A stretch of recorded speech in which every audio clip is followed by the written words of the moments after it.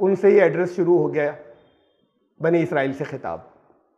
वइज़ अख़ज़ना मीसाक़कुम व रफ़अना फ़ौक़कुम अत्तूर ख़ुज़ू मा आतैनाकुम बिक़ुव्वतिन वज़्कुरू मा फ़ीहि लअल्लकुम तत्तक़ून। जब हमने तुमसे कवनेंट लिया, मीसाक लिया, पक्का अहद लिया, व रफ़अना और रफ़ा किया, उठाया हुआ था तुम्हारे ऊपर तूर पहाड़ को, ख़ुज़ू मा आतैनाकुम बिक़ुव्वा, और उस वक्त यह अहद लिया था कि जो तुम्हें दिया जा रहा है, अहकाम दिए जा रहे हैं तौरात के, उसको पूरी कुव्वत से पकड़े रहना। वज़्कुरू मा फ़ीहि, और उसे याद रखना जो कुछ उसमें है, और दूसरों को भी याद दिलाना, लअल्लकुम तत्तक़ून, ताकि तुम बुरे अंजाम से बच सको। अब हमारे यहाँ इसका तसव्वुर यह है कि पहाड़ उठा और उनके सर के ऊपर खड़ा हो गया। ये बहुत कसरत से है, बहुत ज़्यादा कसरत से तफसीर में, कि पहाड़ उठा, भाई अल्लाह का मौजूदा है, वो जिसके लिए चाहे कर दे, उन्हें पहाड़ ऊपर खड़ा कर दिया उनके सर के ऊपर। मैं तो बहुत मर्तबा आपको बता चुका कि अल्लाह का कानून किसी के लिए नहीं बदलता। ये कहीं पहाड़ उठने की बात कहीं पर नहीं है। ये देखिए सूरे अल आराफ में इसी वाक़े के लिए अल्फाज क्या है, 7वीं सूरत के अंदर आयत नंबर 171।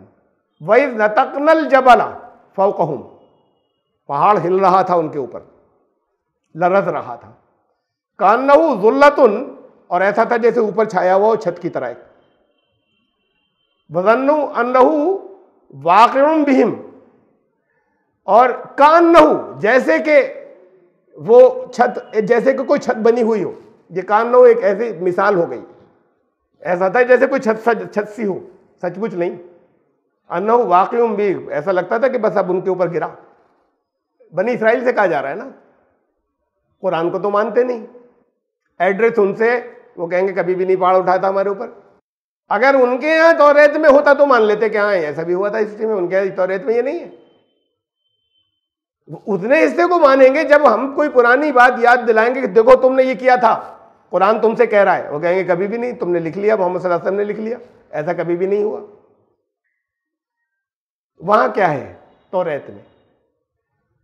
वहां किताबुल खुरूज, जो पहली 5 किताबें हैं बाइबल की, जो तौरात कहलाती हैं। किताबुल खुरूज हिंदी में निर्गमन कहते हैं उसका नाम, किताब का नाम, और एक्सोडस इंग्लिश में नाम है, द बुक ऑफ एक्सोडस।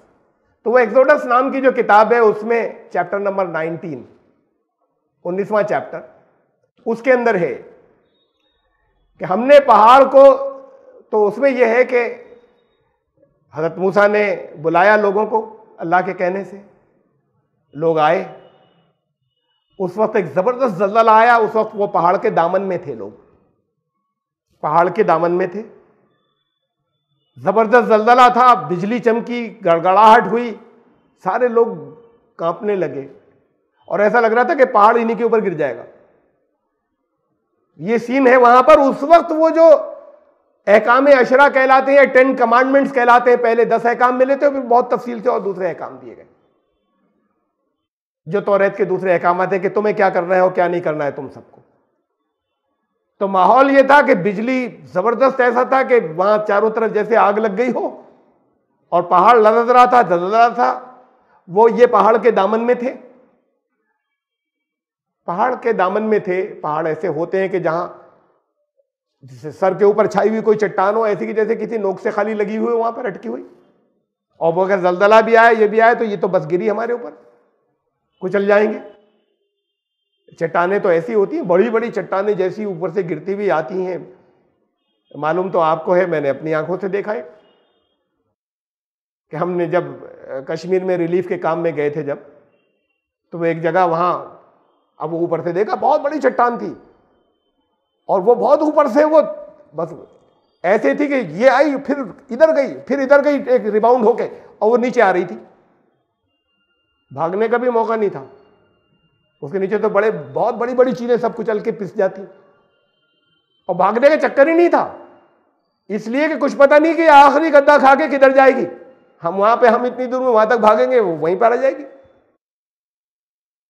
तो वो आती थी, फिर जैसे बॉल कोई उछली, फिर आगे वो जिस जगह पे टकराती थी, वहां पे जैसी भी वो पहाड़ियों का की पोजीशन हो, वो उससे फिर ऐसा नहीं था कि सीधी यूं लुढ़कती चली आ रही हो, इस शक्ल में नहीं आ रही थी। तो बड़ी लंबी रेंज थी उसकी, होगी कम से कम 2 किलोमीटर की। इन 2 किलोमीटर में से कहीं भी आखिरी जगह आके गिर सकती थी वो। तो वो भागने का कोई केस ही नहीं था कि इससे भागें, जल्दी से निकल जाएं, मर जाएंगे, इसके नीचे तक आने से पहले शायद हम भाग जाएं। तो बस रुके उसी जगह, देखा वो बड़ी तेजी के साथ में इधर इधर होके वो हमसे काफी दूर पे एक जगह पे वो और नीचे हम जिस जगह थे वहां से और नीचे गार थे, वो आके वो उधर गिरती चली गई, वो चली गई।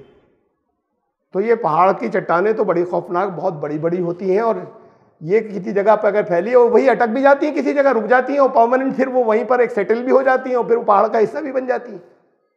तो कोई साइबान छत जैसा था, जैसे छत नुमा हो, पहाड़ के दामन के अंदर, पहाड़ की जड़ में, वहां लोगों को इकट्ठा करके अल्लाह ने अहद लिया था, तौरेत के अहकामात दिए थे। ये डिटेल वहां पर है, इस डिटेल को तो मान लेंगे कि हाँ ऐसा हुआ था।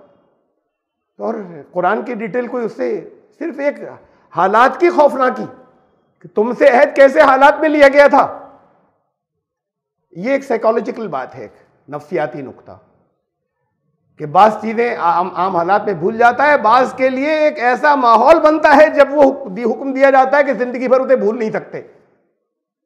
वो माहौल, वो सर्कमस्टांसेस, वो सराउंडिंग्स पैदा की गई थी जिसमें ये अहद लिए गए थे उनसे कि देखो अब इस अहद की पाबंदी करना, ये अल्लाह के तुम्हारे ऊपर अहकामात आ रहे हैं, ताकि जिंदगी भर कभी नस्लें उनकी भूलें नहीं जिस माहौल के अंदर उन्होंने वादा किए थे कि हाँ हम इसकी पाबंदी करेंगे।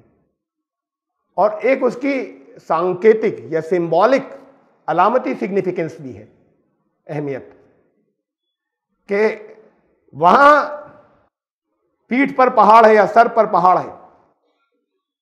पहाड़ कहते हैं जबरदस्त बोझ या प्रेशर को, ये सिंबॉलिक किया। उस माहौल में तो ये हुआ तो ये था। उस माहौल में लॉ दिया गया, कानून दिए गए, अल्लाह के कानून आए, हिदायत आ रही है।